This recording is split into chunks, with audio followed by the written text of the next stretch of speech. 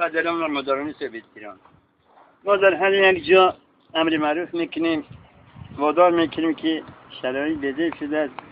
هر یک بنده مسلمین باید فهمد که هر یک قدم ما گناه است.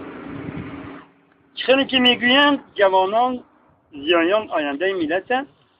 اکثر زیایان حاضر است. تاکید میکنیم که بچه های جون تپروس نکشه، ناس نکشه، اتمرد بشه، بنگ بزن، افیون بزن، آنه گیر بزن، تکایی ملیخوان بزن.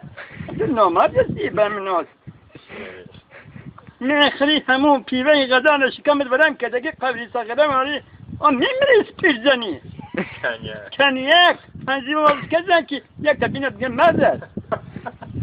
این نامرد برادر به همون چشمی بد نگاه میکنی، در همون دخترها در همون بیوزنها نگاه میکنی، حسد میخری، این نامردی است. میتونه خفیدگی تا فوز مانده گویده میگی وقتی مرد هستی نامردی نکن. ما در هر جگر میزنیم همین مسئله رو میبینیم. هرچی مرد باشه خفیدگیش یک روز کده گویده میگیری نمیتونه کون تا بجا.